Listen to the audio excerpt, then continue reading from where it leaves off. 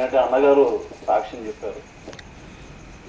వాస్తవానికి తిరుగుబోతులు, తాగుబోతులు అనేక వారు కూడా మారు మనసు పొందారని, పశ్చాత్తాపడ్డారని నేను కూడా ఇంటా వస్తున్నా సువార్త. ఎందుకంటే మేము పుట్టిందే మేము క్రైస్తవం కాబట్టి మేము కూడా ఇంటనే వస్తున్నాం సువార్తని. కానీ దేవుడిని ఎప్పుడు మేము రుచి చూడలేదండి. ప్రతి ఇయర్ మా నాన్నగారు నాగపట్నంకి తీసుకెళ్తారు. వాస్తవానికి మేము ఆ విధంగానే పెరిగాము, ఆ విధంగానే వచ్చాము. లోపలికి వెళ్ళాలి. కానీ 2015 తర్వాత మళ్ళీ నేను ఇక్కడికి లోకషెడ్కి రావాలని ట్రై చేసి లోకషెడ్కి వచ్చానండి. రేణిగుంటకు వచ్చినప్పుడు చాలా స్ట్రగుల్స్ చెప్పాలంటే, నా భార్య పిల్లల్ని గుంటూరులో పెట్టి నేను అప్ అండ్ డౌన్ చేశాను రేణిగుంట నుంచి. అసలు రేణిగుంటకి ఎందుకు వచ్చానా అని చెప్పి బాధపడ్డా. ఫైనాన్స్గా చాలా వీక్ అయిపోయామండి. వాస్తవానికి చెప్పాలంటే ఎంప్లాయీస్ అనే కానీ పేరుకి చాలా చాలా బాధపడ్డాం. చాలా అవమానాలు కూడా ఎదురైనాం.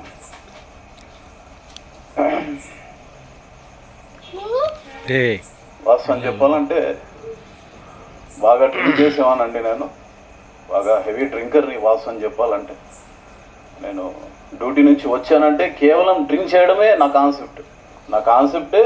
మార్నింగ్ అంతా కష్టపడితే సాయంకాలం పోయి తాగేయాలంతే. నెలకు వచ్చే జీతము అసలు ఎంత వస్తుంది ఏం లేదనేది కూడా తెలియదండి. నా భార్య ఎప్పుడు చెప్తా ఉండేది, లేదు బావా అలా ఉండకూడదు బావా, అలా కరెక్ట్ కాదు బావా అని. కానీ నేను కొద్దిగా రెతమటం బ్యాచ్ అండి. వాసన చెప్పాలంటే ఏది ఎవరిని సామాన్యంగా నేను వినను, పట్టించుకోను. ఎందుకంటే మా మనస్తత్వం మేము పెరిగిన వాతావరణం అలాంటిదండి. వాసన చెప్పాలంటే భయంకరంగా తిరిగాను నేను. వాసన గుంటూరులో బాగా తిరిగానండి. వాసన తిరిగిన తర్వాత రేణిగుంటకు వచ్చిన తర్వాత అక్కడ తిరిగాను విచ్చలవిడిగా. ఎక్కడ సమాధానం లేదు. వాస్తవానికి సమాధానం అనేది లేదు. ఎప్పుడైతే నేను రేణిగుంటకు వచ్చానో, రేణిగుంట నుంచి అప్ అండ్ డౌన్ చేస్తున్నానో, ఆ రోజు నుంచి అసలు నేను ఎందుకు వచ్చానబ్బా, నేను ఎందుకు ఫ్యామిలీ వదిలి దూరంగా నేను ఇంత అవసరాలు పడుతున్నాను, దేనికోసం ప్రయాసపడుతున్నాను నాకు తెలియలేకపోయింది. ఇంట్లో చాలా చాలా స్ట్రగుల్ అండి. వాస్తవం చెప్పాలంటే మేము రెంట్ హౌస్లో ఉండేవాళ్ళం అక్కడ గుంటూరులో. రెంట్ కట్టుకునేదానికి కూడా స్థితి లేదండి. ఒక నెల కట్టుకుంటే ఇంకో నెల మా అత్తమామని అడిగి తీసుకొని వచ్చి చేపలు తెచ్చి చేసుకునే పొజిషన్లో ఉన్నాం. ఎవరు సపోర్ట్ లేదండి. వాస్తవానికి చెప్పాలంటే ఫైనాన్స్ కూడా మనకి ఎవరు సపోర్ట్ లేరు. అయితే నేను ట్రావెల్ చేస్తూ ఉండగా నైట్ డ్యూటీలో ఉన్నాను. నైట్ డ్యూటీలో ఉన్నప్పుడు 2015 అనుకుంటాను, ఒక ఇన్సూరెన్స్ చేశాను నేను. ఒక జాబ్లో జాయిన్ అయిన ఒక 8 నెలలకి ఒక ఇన్సూరెన్స్ చేశాను. అది దాదాపు ఒక 2 lakhs ఇన్సూరెన్స్ ఏమో. అది నైట్ తలంపులు ఏంటంటే, డ్యూటీలో ఉన్నప్పుడు 1:20 ఏమైంది టైం ఆ రోజు నైట్. ఇవన్నీ బాధలు ఎందుకు, దగ్గర 6-7 సంవత్సరాలు సర్వీస్ అయిపోయింది. అక్కడి నుంచి వచ్చి సర్వీస్ పోగొట్టుకున్నాం. ఇవన్నీ ఉండి మనం ఏం చేయాలి ఇక్కడ, ఏం అవసరం, మనకు ఒక కూతురు ఉంది, మనకు యాక్చువల్లీ కొడుకు లేడు. మళ్ళీ అదొక ఫీలింగ్ అండి, కొడుకు లేడు కదా, ఒకే కూతురు కదా, ఏముందిలే. ఒకవేళ నేను పోతే నా భార్యకు ఒక 2 లక్షలు ఇన్సూరెన్స్ వస్తుంది. అప్పటికి దాదాపు ఒక 5 లక్షలు అప్పు ఉందండి. 2 లక్షల గురించి ఆలోచించారు. సరే వెళ్ళిపోతే అయిపోతుంది కదా, ప్రశాంతంగా వాళ్ళు హ్యాపీగా రిలాక్స్గా ఉంటారు కదా. నా భార్య బిడ్డలన్నా కనీసం నా భార్యకు ఉద్యోగం వస్తుంది, పిల్ల హ్యాపీగా ఉంటుంది, రొటేషన్ చేసుకుంటుంది, హ్యాపీగా ఉంటుంది కదా అనుకున్నా. తీరా వెళ్ళి ప్లాట్ఫామ్ చివర రాత్రి 1:20 అప్పుడు కూర్చొని ట్రాక్ మీద కూర్చొని ఆలోచించా. సరే ఇప్పుడు ఒక 5 నిమిషాలు కదా, వెళ్ళిపోతే అయిపోతావు కదా. యాక్చువల్ నేను స్మోక్ కూడా చేసామనంటే, స్మోక్ చేస్తా కూర్చున్నాను ట్రాక్ మీద. ఆ రోజు డ్యూటీ ప్రెజర్ కూడా లేదండి, ట్రైన్స్ కూడా పెద్దగా లేవు. సరే 1:20 బండి వచ్చింది, ఆ బండి కింద తల పెట్టుకుని వెళ్ళిపోతే ఒక 5 నిమిషాలు అయిపోద్దిగా అనుకున్నా. సరే తీర తల పెడదామని చెప్పి అక్కడ కూర్చున్న ట్రాక్ మీద కూర్చున్నాను. Okay voice. మరి అది ఎవరి వాయిస్ నాకు అర్థం కాల. వాస్తవానికి ఇప్పుడు కూడా తెలియదు వాస్తవానికి. ఎందుకంటే ఏం లేదు, లోకాన్ని చూసేవుగాను, నేను నిరంజన్ లోకాన్ని చూసేవుగా, నన్ను చూడు ఒకసారి అన్నారు. ఎవరబ్బా మాట్లాడుతున్నారు, వీడియో చూస్తే ప్రశాంతంగా ఎవరు లేరు, పాయింట్స్ మ్యాన్ చూసి అక్కడెక్కడో ఉన్నాడు. సరే నాతో పాటు ఉండి అతను చూసి పడుకొని ఉన్నాడు. నాతో ఎవరు మాట్లాడేవాళ్ళు? చల్లటి గాలి, ప్రశాంతంగా. లోకాన్ని చూసావుగా, మళ్ళీ రెండోసారి లోకాన్ని చూసినావు కదా, నన్ను చూడు. సరే పక్కకు వచ్చాను. ఇక ఆ రోజు ఫోన్ చేశా, ఏం శాము ఎవరో మాట్లాడుతున్నట్టు అనిపిస్తుంది, మరి ఏంట్రా నా భ్రమణ ఏంటి ఏం లేదా. పక్కకు వచ్చాను, ట్రైన్ వెళ్ళిపోయింది. ఫోన్ చేసి మాట్లాడాను, వచ్చాను, మళ్ళీ డ్యూటీ చేసుకున్నాను. పొద్దున్నే మళ్ళీ బండి పట్టుకొని గుంటూరుకి వెళ్ళిపోయాను. నాకేం అర్థం కాలేదు. పడుకుంటే అదే వాయిస్, ఏదైనా తలంపు ఏదైనా వచ్చిందంటే అదే వాయిసే, లేదంటే ఎవరో ఒక చిన్న గుడిసెలో ఉండి ఏదో వెలుగు వస్తా ఏదో ఒక కీర్తన చూపిస్తున్నారు. ఈ చదువు నీకు తెలుస్తుంది వాట్ ఈస్ వాట్ అని. ఎవరబ్బా మనతో మాట్లాడేది ఎవరు? మనతో మాట్లాడాల్సిన నెసిటీ ఎవరికి ఉందండి? ఎవరి వాళ్ళకే జీవితాలు, అంత పరిగెత్తే జీవితమే నాది. పొద్దున్న లేస్తే ఏం అర్థం కాదు. ఇట్లే ఇట్లే ఇట్లే ఇట్లా ఇట్లే రోజు రోజు రోజు రోజు గడిచిపోతా ఉంది, రోజు గడిచిపోతా ఉంది. మళ్ళీ దగ్గరికి వచ్చిన మళ్ళీ ఫైనాన్స్ ప్రాబ్లమ్స్, మళ్ళీ అన్ని ప్రాబ్లమ్స్. ఈ ప్రాబ్లమ్స్కి సొల్యూషన్ ఏందనేది అర్థం కాలేదు నాకు. అర్థం కాకపోతే నేను వాస్తవానికి గుంటూరు ప్రతివారం వెళ్ళేటప్పుడు, అంతకుముందు మాకు ఓసన మినిస్ట్రీస్ దగ్గర కాబట్టి ఓసన మినిస్ట్రీస్కి వెళ్ళాను. వాస్తవం చెప్పాలంటే ఓసన మినిస్ట్రీస్కి వెళ్ళిన తర్వాత ఓసన మినిస్ట్రీస్లో చాలా చాలా నేను కూడా చాలా ప్రసంగాలు విన్నాను. చాలా ప్రసంగాలు విన్న తర్వాత ఆహా ఇలా ఉంటుందా జీవితం. ఎందుకంటే అన్ని రోజులు మనం లోకల్లో తిరిగాంగా, లోకల్లో చేసినాం కదా. సరే ఒక్కసారి నన్ను చూడని అతని దగ్గర ఏం చేయాలి మనము? ఏం లేదు, బాప్తిజం తీసుకుంటే అయిపోయింది. ఇంకేముంది? డైరెక్ట్ పరలోకం. అంటే ఈ లోకం వదిలేసామంటే డైరెక్ట్ పరలోకమే. అంటే నేను చచ్చిపోయిన తర్వాత కావాలంటే ఏమవుతుంది? ఇప్పుడు ఒక ట్రాక్ కింద తలబెడితే పరలోకంకి వెళ్ళిపోతా. ఇదే థాటేనండి. సరే 2017 సజీవుడు సర్వోన్నతుడు సర్వాధికారి అయిన యేసుక్రీస్తు వారిని నమ్ముకున్నాం. నేను నా భార్య కూడా చెప్పాను. నా భార్య పాపం చాలా అనిపించిందండి. నేను కొట్టాను, రోడ్లో కొట్టిన, తను తినేది పాపం. నేను డ్రింక్ చేసి వచ్చిన ప్రతిసారి తను తినేది. ఎప్పుడు బాధపడేది. డబ్బులు లేవంటే 100 రూపాయలు కూడా లాక్కొని వెళ్ళిపోయేవాళ్ళు. చాలా బాధపడింది నా భార్య వాస్తవానికి. నేను కూడా అనుకున్నా, ఎందుకు మా అమ్మ పెళ్లి చేసింది నాకు అనవసరంగా. పిల్ల పుట్టిన తర్వాత కూడా మనకి ఇదే కాన్సెప్ట్. ఎందుకు పెళ్లి చేసింది ఏమీ అర్థం కాలేదు. ఆ తర్వాత రేణిగుంట నుంచి బుద్ధికి ట్రాన్స్ఫర్ అయ్యి వచ్చాను. మా అన్న కిషోర్, సిరిబాగ్ కిషోర్, మా అన్నగారు డేవిడ్, మా పెద్దనాన్న పేరు. ఇక్కడ గుత్తికి వచ్చినాను. గుత్తికి వచ్చి ట్రాన్స్ఫర్ 16లో ఏమో వచ్చానండి నేను ఇక్కడికి. వచ్చిన తర్వాత 3 నెలలు నేను ప్లాట్ఫామ్లో పండుకున్నా. మన ఈ గుత్తి ప్లాట్ఫామ్ ఉందిగా, గుత్తి ప్లాట్ఫామ్లో 3 నెలలు పడుకున్నా. ఎందుకంటే అందరూ ఉన్నారు, చెప్తున్నదానికి అందరూ ఉన్నారండి, అంతా ఉన్నారు, అంత రిలేషన్ అంతా ఉన్నారు. హార్మోన్స్ కూడా పొందాం, బాప్తిజం కూడా తీసుకున్నాం, అన్నీ జరుగుతున్నాయి. గుత్తికి వచ్చినా కూడా మళ్ళీ సేమ్ అదే, మళ్ళీ ట్రెండ్. ఒకరోజు రాత్రి ఇలాగే పడుకో ఉన్నాను, ప్లాట్ఫామ్లో పడుకో ఉన్నాను. ఎవరో చెప్తున్నారు మళ్ళా, లోకాన్ని కాదు నన్ను చూడాలి. లోకాన్ని చూస్తున్నావు కదా, లోకంలో ఇప్పుడు ప్లాట్ఫామ్ మీద పండుకో ఉన్నావు. ఈడ కాదు నువ్వు పండుకోవాల్సింది, నీకు నేను చూపిస్తున్నాను కదా నువ్వు. అప్పుడు మన హెబ్రోను సంఘానికి వచ్చామండి. వాస్తవానికి మా అన్నగారే నన్ను తీసుకొని వచ్చాడు. ఎక్కడరా నువ్వు, ఎక్కడ ఉండేది ఏం లేదు, నువ్వు రా అట్లా అని చెప్పి. నేను పడుకున్న తర్వాత అక్కడ 3 days 4 days పడుకున్నానండి. పడుకున్న తర్వాత నేను ఇల్లు తీసుకున్నాను అక్కడే రెంట్కి. ఇల్లు తీసుకున్న తర్వాత నేను చోటు లేక ప్లాట్ఫామ్లో పండుకున్నాన్ని. నాకు ఈరోజు వాస్తవం చెప్తున్నానండి, మార్మల్స్ పొందాను, పశ్చాత్తాపడ్డాను, దేవుడని నమ్మాను. నేను నా జీవితాన్ని ఆయనకి అర్పించుకున్నాను. హెబ్రోన్కి వచ్చిన తర్వాత, వాస్తవానికి చెప్తున్నాను, హెబ్రోన్కి వచ్చిన తర్వాత పూర్తిగా నా జీవితాన్ని అర్పించుకున్నాను. ఆ తర్వాత నేను వారం పరిచర్లకు కూడా వెళ్ళాను. అంతకుముందు ఉండే పాస్టర్ గారు కూడా మీకు తెలుసు కాబట్టి నేను చెప్పాల్సిన అవసరం లేదు.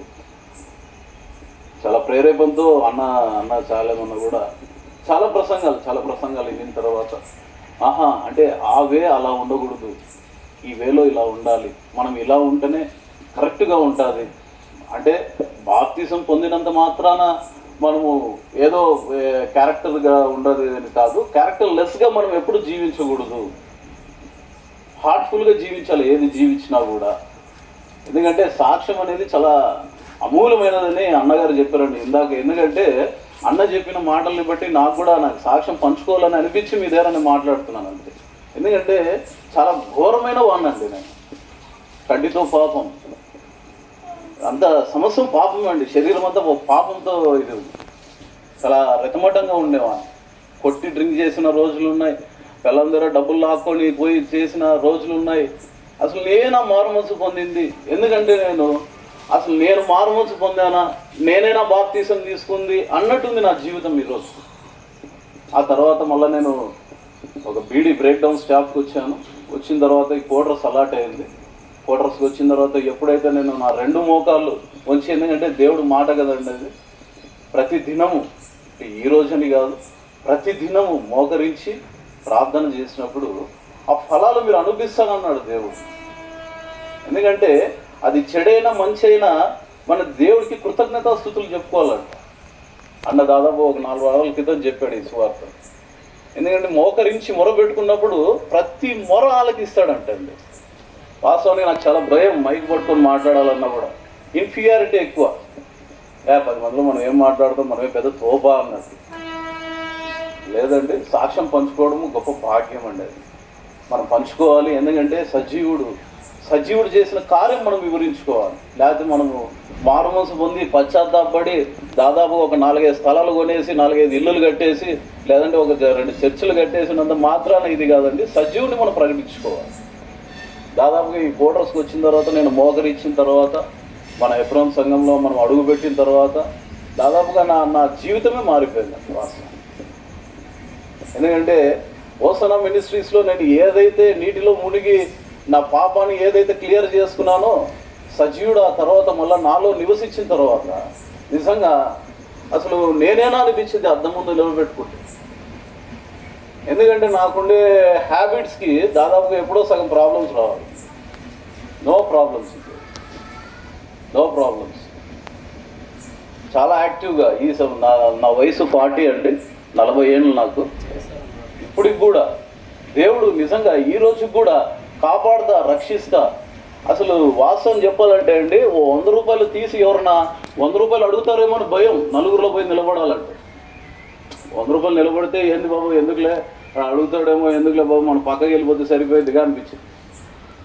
అలాంటి జీవితం నుంచి ఈరోజు దాదాపుగా ఎలా ఉండిద్దంటే అండి, నిరంజన్ దగ్గరికి వెళ్తే ఎంతో కొంత అమౌంట్ పుట్టిద్ది అని నలుగురు వచ్చే స్థాయికి దేవుడు నిలబెట్టాడండి. మనం నిజంగా ఇది నా గొప్పదనం ఏం కాదు. నేను దేనికి పనికిరాని వాడిని వాసన చెప్పాలంటే మన పాస్టర్ గారు కాళ్ళు 4 సార్లు గడిగి నెత్తి మీద పోసుకున్నా కూడా అంత ఇది వాడినండి.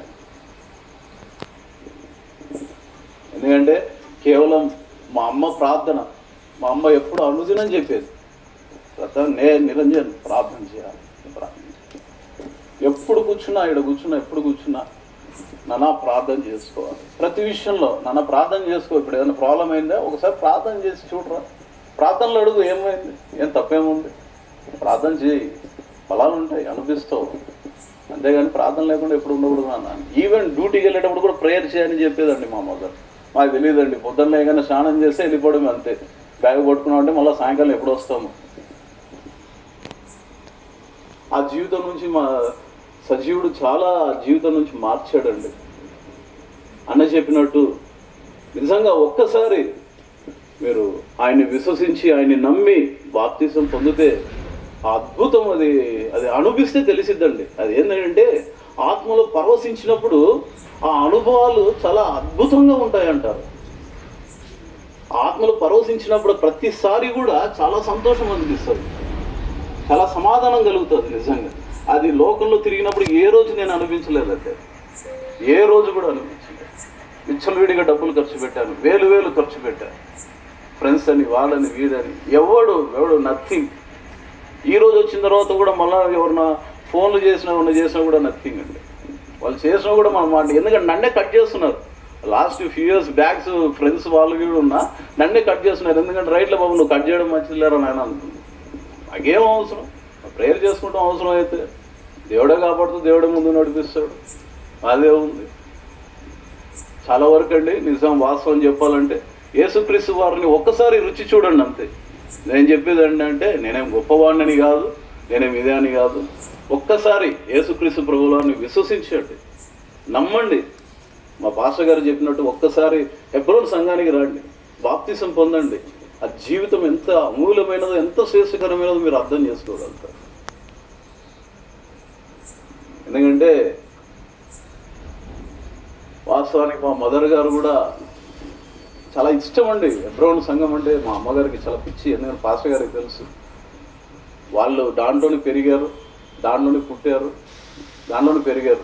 మా పెద్దనాన్నగారు, వారు, వాళ్ళ కుటుంబం, అసలు మా కుటుంబాలన్నీ హెబ్రోన్ సంఘానికి అంటుగట్టి జీవించిన కుటుంబాలండి మాకు. కానీ మేము మాత్రమే విగ్రహారాధికులుగా నిలబడిపోయాము. దేనికి అటు పోలేము, ఇటు పోలేము. ఒకళ్ళు అటు వస్తే అటు పోవాల్సి వస్తుంది, ఇటు వస్తే ఇటు పోవాల్సి వస్తుంది. అన్నీ వదులుకున్నామండి. దేవుని మహాకృపను బట్టి ఈరోజు ఉన్నాం. ఈరోజు వాసన ఓపెన్గా చెప్తున్నాను. నేను చెప్పాలంటే ఏది లేని ఒక్క 100 రూపాయలు జోబులో లేని నాకు ఈరోజు దాదాపుగా నేను ఒక 3.5 సెంటు గజం నేను స్థలం తీసుకునే ధన్యత నాకు దేవుడు ఇచ్చాడు. నేను ఈరోజు 2 బండ్లు ఉన్నాయి నాకు. నా భార్యకు ఉద్యోగం ఇచ్చాడు. నా జీవితాన్ని మార్చాడండి. నా దేవుడు నా జీవితాన్ని మార్చాడు. కేవలం నేను మోకరించి ప్రార్థన చేయడం వల్ల అంతే. నేను ఏదో చేయలేదండి, లేదా ఎవరికో కోట్లు కూడా ఇచ్చింది ఏం లేదు. నా భార్యకు కూడా దేవుడు ఉద్యోగం ఇచ్చాడు. మోకరించి ప్రార్థన చేసాం. పల్లె పరిచర్యకి వెళ్ళాము. పల్లె పరిచర్య చేసి 4 సార్లు వెళ్ళామంతే.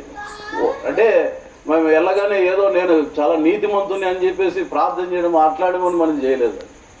యథార్థంగా పోవాలనుకున్నాం, పోయినాం. ఆయన సేవ నిమిత్తం నిలబడ్డాం. ఆయన అధికమైన ఫలాలతో మనల్ని నిలబెట్టాడు. నేను చెప్పేది అదేనండి. అందుకనే మన కుటుంబాలన్నీ కూడా చాలా ధన్యతకరమైన కుటుంబాలండి. కాబట్టి యేసుక్రీస్తు ప్రభుల వారిని నమ్మాలి, విశ్వసించాలి. ఆయనే దేవుడు, ఆయనే రాజు, ఆయనే సర్వాధికారి అండి. మేము ఇలా ఉన్నామంటే, మా కుటుంబం ఇలా ఉందంటే కేవలం ఆయన కృప, ఆయన ఆదరణ, ఆయన దీవెనే. ఆయన తండ్రి నాయన 2017లో మా జీవితాల్లో ఆయన అడుగుపెట్టాడు, మమ్మల్ని నూతనపరిచాడు.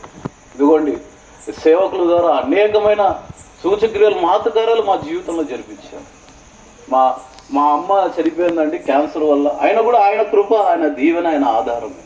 మా అమ్మ చనిపోయింది కూడా ఆయన కృపే. వాస్తవానికి ఆ రోగం దయచేసాడంటే ముందు ఉండడం వల్ల ఇంకేం ప్రాబ్లమ్స్ వచ్చేటివి. అటు కూడా వెళ్ళిపోయిందంటే కేవలం దేవుని కృప.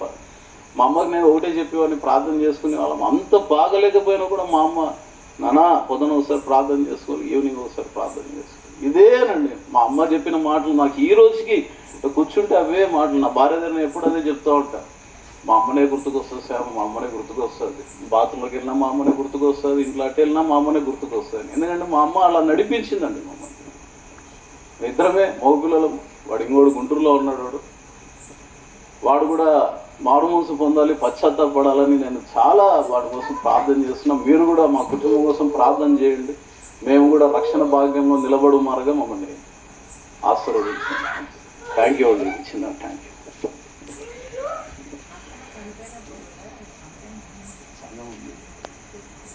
చెప్పినా చెప్పకపోయినా ఉన్నారులేండి సిస్టర్.